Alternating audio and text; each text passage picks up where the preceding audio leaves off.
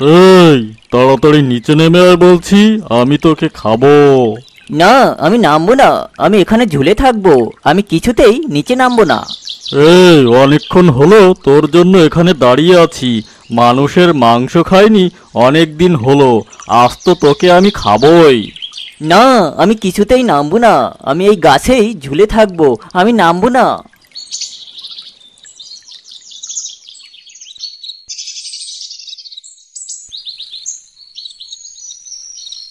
কিছুক্ষণ পর সেখানে একটা শিয়াল আসলো আর বাঘকে বলল, বাঘ মামা, ও বাঘ মামা, তুমি এখানে একা একা দাঁড়িয়ে কি করছো? এই শিয়াল, তুই কি অন্ধ নাকি? আমি এখানে ওই শিকারের জন্য দাঁড়িয়ে আছি। কিন্তু মামা, তুমি এখানে কি শিকার করছো? এখানে তো আমি কিছুই দেখছি না। আছে আছে, একবার উপরের দিকে তাকিয়ে দেখ, ওখানে শিকার একটা ঝুলে আছে। আরে সত্যিই তো, এই মানুষকে তুমি শিকার করছো? হ্যাঁ, অনেকদিন হলো মানুষের মাংস খাই না, তাই আজ আমি এই বেটাকেই খাবো। তখন শিয়াল মনে মনে ভাবলো, এই বেটা তো আমাকে একদিন সাহায্য করেছিল, একে যে করেই হোক এই বাঘের হাত থেকে বাঁচাতে হবে। আরে মামা, তুমি যাকে শিকার করছো একে ধরতে ধরতে তো তুমি না খেয়েই মরবে, তবু এই বেটা গাছ থেকে নামবে না। তুমি এক কাজ করো, তুমি কিছু একটা শিকার ধরে খেয়ে এসো। আরে শিয়াল, তুই তো ঠিক কথাই বলেছিস। আমি সকাল থেকে এই গাছের নিচে দাঁড়িয়ে আছি, কিন্তু এই বেটা তো কিছুতেই নিচে নামছে না। হ্যাঁ মামা, তাই তো বলছি, এই বেটা নামবে না, এ খুবই খারাপ। এর চেয়ে তুমি অন্য কোনো শিকারের খোঁজে বের হও। এই শিয়াল, তুই ঠিকই বলেছিস। এক কাজ কর, তুই একে পাহারা দে, আর আমি অন্য শিকারের খোঁজে বেরিয়ে পড়ি। কিছুক্ষণ পর কিন্তু আমি আবারও এখানে আসব। এই বলে বাঘ সেখান থেকে চলে গেল আর শিয়াল মানুষকে বলল, আরে তুমি এখনো ওখানে ঝুলে আছো, তাড়াতাড়ি নিচে নেমে এসো। শিয়ালের কথা মতো লোকটি নিচে নামলো।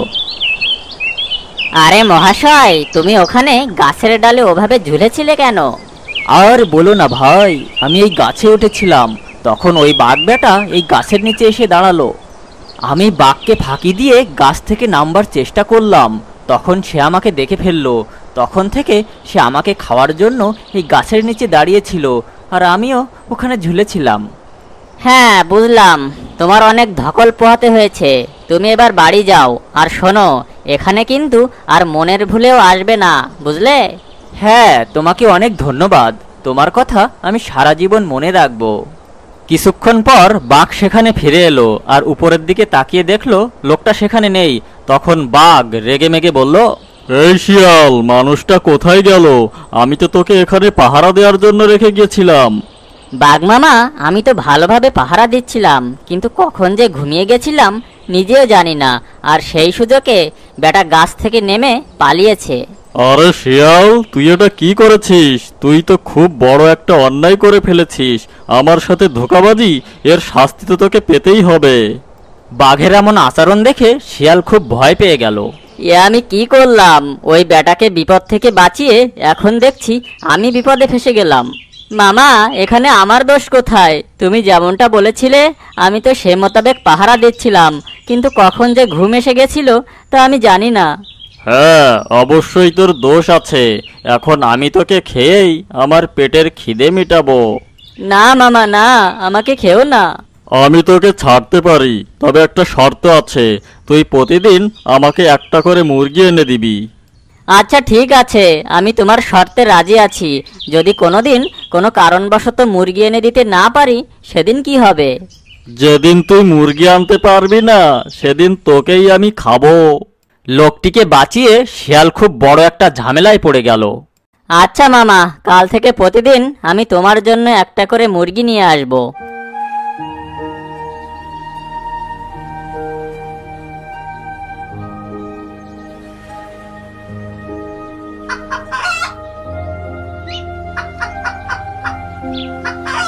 এরপর শিয়াল সেই লোকটার বাড়িতে গেল। আরে ভাই, তোমাকে বাঁচিয়ে আমি খুব বড় একটা বিপদে ফেসে গেছি, এখন তুমি আমাকে বাঁচাও ভাই। আরে শিয়াল, তোমার কি হয়েছে? আমাকে সবকিছু খুলে বলো, আমি তোমাকে অবশ্যই সাহায্য করব। শোনো, আমি তোমাকে ওই বাঘের হাত থেকে পালাতে সাহায্য করেছি, এই অপরাধে বাঘ প্রতিদিন আমার কাছ থেকে একটা করে মুরগি চেয়েছে, আর যেদিন আমি মুরগি দিতে পারবো না সেদিন ও আমাকে মেরে খেয়ে নেবে। আরে শিয়াল ভাই, তুমি একদমই চিন্তা করো না। আমার বাড়িতে অনেক মুরগি আছে, তুমি প্রতিদিন এসে আমার থেকে একটা করে মুরগি নিয়ে যেও আর বাঘকে দিও। আরে ভাই, তুমি আমাকে অনেক বড় একটা বিপদ থেকে বাঁচালে। ঠিক আছে, আমি তোমার থেকে প্রতিদিন একটা করে মুরগি নিয়ে যাব। শিয়াল একটা মুরগি নিয়ে বাঘের ওখানে আসলো। এই তো শিয়াল, তুই আমার কথা শুনেছিস, এভাবে প্রতিদিন একটা করে মুরগি নিয়ে আসবি, আর তা না হলে আমি তোকেই খেয়ে নেব। তুমি অত ভেবো না মশাই, আমি প্রতিদিন তোমার জন্য মুরগি নিয়ে আসব। এই বলে শিয়াল সেখান থেকে চলে গেল। পরদিন শিয়াল আবারও সেই লোকটার ওখানে যাওয়ার জন্য রওনা দিল। এভাবে যদি প্রতিদিন আমি একটা করে মুরগি বাঘকে দিতে থাকি, একদিন তো মুরগি শেষ হয়ে যাবে, সেদিন বাঘ তো আমাকে খেয়ে নেবে। না, এভাবে তো বাঘের হাত থেকে বাঁচা যাবে না, আমাকে অন্য কোনো একটা উপায় ভাবতে হবে। এই বলে শিয়াল সেই লোকটার ওখানে গেল আর বাঘকে মারার জন্য একটা বুদ্ধি করলো। তুমি ঠিকই বলেছো, এটাই করতে হবে। এরপর শিয়াল একটা মুরগি নিয়ে বাঘের ওখানে গেল। আরে তুই ঠিক কাজ করেছিস, মুরগি এনে, কিন্তু প্রতিদিন একটা করে মুরগি খেয়ে তো আমার পেট ভরে না। মামা, আমি তোমাকে একটা বুদ্ধি দিতে পারি, খুব ভালো একটা বুদ্ধি। তোমার তো একটা করে মুরগি খেয়ে পেট ভরে না, তাই তুমি এক কাজ করো। আমি যেখান থেকে মুরগিগুলো নিয়ে আসি সেখানে অনেক মুরগি আছে, সেখানে যদি তুমি যাও তাহলে মুরগি খেয়ে তুমি শেষ করতে পারবে না। আরে তুই তো ঠিকই বলেছিস। হ্যাঁ মামা, সেখানে অনেক মুরগি আছে, প্রতিদিন যদি তুমি পেট ভরে সেগুলো খাও তাও শেষ করতে পারবে না মামা।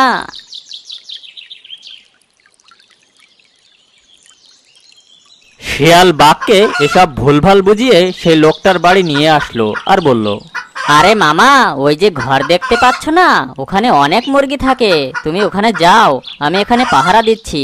যদি কেউ আসে আমি তোমাকে সতর্ক করে দেব, তখন তুমি তাড়াতাড়ি বাইরে বেরিয়ে এসো। শিয়ালের কথা শুনে বাঘ আর দেরি করলো না, সে গিয়ে ঘরের ভেতর ঢুকে পড়ল আর আড়ালে লুকিয়ে থাকা লোকটা এসে দরজাটা বন্ধ করে দিল।